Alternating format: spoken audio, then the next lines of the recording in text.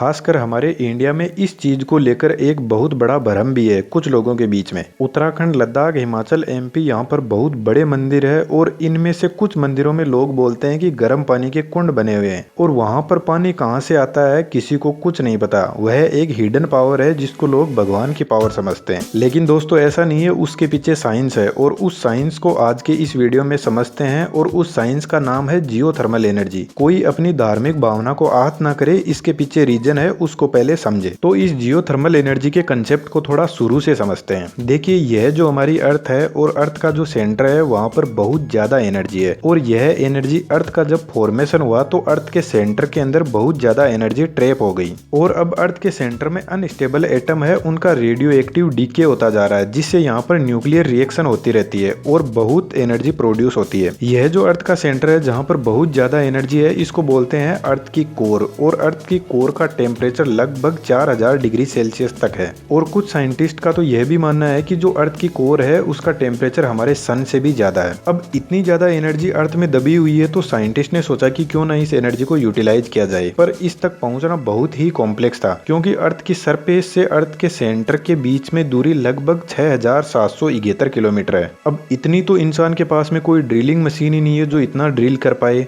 तो यहाँ पर अर्थ के अंदर ही कुछ नेचुरल प्रोसेस होती है। यह जो अर्थ के सेंटर में जो एनर्जी है और जो अर्थ की कोर की बाहर की साइड है इसके चारों ओर मोल्टन रॉक का घेरा बना हुआ है। मोल्टन रॉक मतलब पिघले हुए पत्थर, और यह पत्थर इस सेंटर की एनर्जी से पिघल जाते हैं और इन्हीं पिघले हुए पत्थरों को मैग्मा भी बोलते हैं। अब आपको पता है जब कोई चीज बहुत ज्यादा गर्म हो जाती है तो वह हल्की हो जाती है और वह ऊपर उठने की कोशिश करती है। तो यही इन मोल्टन रॉक के साथ में होता है, यह गर्म होकर हल्के हो जाते हैं और ऊपर उठना चाहते हैं लेकिन यह ऊपर उठ नहीं पाते क्योंकि इस मोल्टन रॉक के बाहर भी एक लेयर होती है जिसको मेंटल लेयर बोलते हैं अर्थ की। अब यहाँ पर भी बहुत सारे पत्थर होते हैं और यह पत्थर, यह जो अंदर की तरफ पिघले हुए पत्थर हैं, इनको एकदम ट्रैप करके रखते हैं, इस मैग्मा को बाहर नहीं आने देते। तो अर्थ के अंदर कुछ जियोलॉजिकल रीजंस की वजह से यह मेंटल लेयर है, इनके पत्थरों के बीच में कुछ जगह बन जाती है और जैसे ही मेंटल लेयर के पत्थरों के बीच में जगह बनती है तो इस मैग्मा को ऊपर आने के लिए जगह मिल जाती है और यह इन पत्थरों के बीच में जो जगह होती है इसमें से ऊपर आ जाता है और ऊपर की तरफ आकर हमारी जो अर्थ का सरफेस है जो टेक्टोनिक प्लेट से बना हुआ है उसके नीचे आकर सेटल हो जाता है। और यदि और ज्यादा प्रेशर बनता है तो यह अर्थ के सरफेस से बाहर आ जाता है और फिर यह मैग्मा वोल्केनो के रूप में बाहर निकलता है। अब आपको पता है अर्थ का जो सरफेस होता है जिसको क्रस्ट बोलते हैं, इसके नीचे की तरफ अर्थ में बहुत पानी है तो यह पानी इस मैग्मा से गर्म हो जाता है और स्टीम बनने लग जाता है और पानी स्टीम बनने के बाद में जो स्टीम है उसका प्रेशर बढ़ जाता है अर्थ के अंदर और फिर जहां कहीं पर भी इस गर्म स्टीम को जगह मिलती है वहां से यह स्टीम और गर्म पानी बाहर आना शुरू कर देते हैं और उस जगह पर ऐसे हॉट स्प्रिंग बन जाते हैं जहां पर गर्म पानी निकलता है या फिर गर्म पानी स्टीम बनकर भी बाहर निकलता है और इन्हीं हॉट स्प्रिंग को नेचुरल गीजर भी बोलते हैं। तो मेनली तो यही रीजन होता है जो मंदिरों में गर्म पानी निकलता है वह एक हॉट स्प्रिंग है। अब इस गर्म पानी को घरों में भी काम में लिया जा सकता है और इससे इलेक्ट्रिसिटी भी बनाई जा सकती है। अमेरिका में जहाँ पर बहुत ज्यादा ठंड होती है वहाँ पर ज्यादातर लोग इस जियोथर्मल एनर्जी को अपने घरों को गर्म करने के लिए काम में लेते हैं। जमीन में या तो डायरेक्ट बोरवेल करके डायरेक्ट इसको यूज में लिया जा सकता है या फिर हीट एक्सचेंजर के थ्रू इसकी हीट एनर्जी को घरों में काम में लिया जा सकता है। पर यह तो इसका एक सिर्फ नॉर्मल यूज है, लेकिन इससे इलेक्ट्रिसिटी भी बनाई जा सकती है क्योंकि अर्थ के क्रस्ट के नीचे जो मैग्मा है उसके पास में बहुत ज्यादा एनर्जी है। तो इलेक्ट्रिसिटी बनाने के लिए पहली बात तो यह है कि यह जो जियोथर्मल एनर्जी होती है यह लोकेशन स्पेसिफिक होती है, इसको हम कहीं पर भी यूज नहीं कर सकते। यह हॉट स्प्रिंग कहाँ पर निकलते हैं, कहाँ जमीन के नीचे मैग्मा सेट है, उस लोकेशन को सबसे पहले फाइंड आउट किया जाता है। आज के टाइम में 20 कंट्री है पूरे वर्ल्ड में जो जियोथर्मल एनर्जी को यूज करती है। अमेरिका सबसे ज्यादा जियोथर्मल एनर्जी प्रोड्यूस करता है 3.6 गीगावाट, लेकिन यह अमेरिका की टोटल इलेक्ट्रिसिटी के सामने बहुत ही कम है। आइसलैंड अपने देश की 25% इलेक्ट्रिसिटी जियोथर्मल एनर्जी से ही प्रोड्यूस करता है और इस लिस्ट में फिलीपींस का भी नाम आता है। अब अपन बात करते हैं कि जियोथर्मल एनर्जी से कैसे इलेक्ट्रिसिटी जनरेट होती है। जियोथर्मल एनर्जी से इलेक्ट्रिसिटी जनरेट करने के लिए सबसे पहले लोकेशन को सर्च किया जाता है जहां पर जमीन के नीचे मैग्मा दबा हुआ है। उसके बाद में उस लोकेशन पर बोर किया जाता है और यह बोर 3 किलोमीटर से 10 किलोमीटर तक अर्थ की डेप्थ में हो सकता है।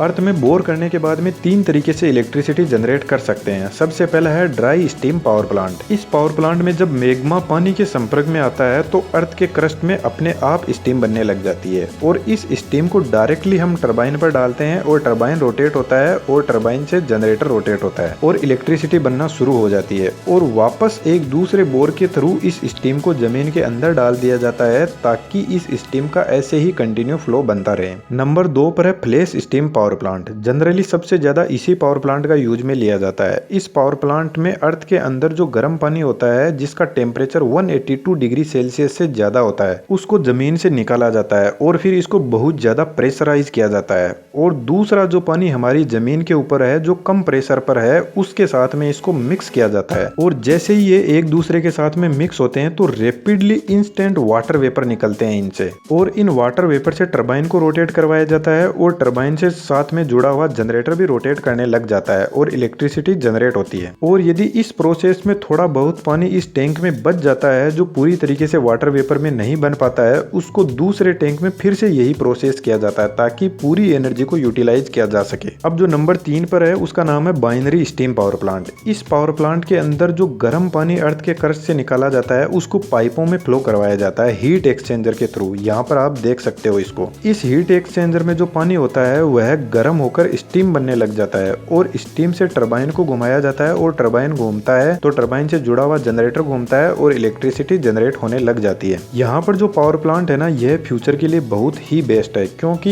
यह एक क्लोज लूप पावर प्लांट है जिसमें स्टीम को गर्म किया जाता है, टरबाइन घुमाकर वापस स्टीम वहीं पर आ जाती है और फिर इसको गर्म किया जाता है और फिर से प्रेशर के साथ में टरबाइन के पास में भेज दिया जाता है। तो एफिशिएंसी के मामले में यह पावर प्लांट बेस्ट है और इन्वायरमेंट में भी बिल्कुल भी गर्म स्टीम को रिलीज नहीं करता है यह पावर प्लांट। और जो अर्थ से गर्म पानी आ रहा है वह भी एक पाइप में घूमता है और इस जनरेटर वाली स्टीम को गर्म करके वापस नीचे चला जाता है तो यह साइकिल चलती ही रहती है। और इसके आगे की जो प्रोसेस है ना जनरेटर से इलेक्ट्रिसिटी जनरेट होने के बाद में यह सभी पावर प्लांट में सेम ही होती है। तो इस पर मैंने एक अलग वीडियो बना दिया है, आप उसको देख सकते हो। अब इस जियोथर्मल एनर्जी के कुछ एडवांटेज भी है तो कुछ इसके डिसएडवांटेज भी है। एडवांटेज इसके यह है कि यह एक रिन्यूएबल एनर्जी सोर्स है और विंड और सन एनर्जी की तरह नहीं है कि कभी इलेक्ट्रिसिटी जनरेट होगी और कभी नहीं होगी। यदि जियोथर्मल एनर्जी से कोई पावर प्लांट लगाया जाता है तो वह एक बेस लोड पावर प्लांट होगा जो 24 आवर रेगुलर इलेक्ट्रिसिटी जनरेट कर पाएगा जैसे हमारे thermal power plant electricity generate करते हैं वैसे।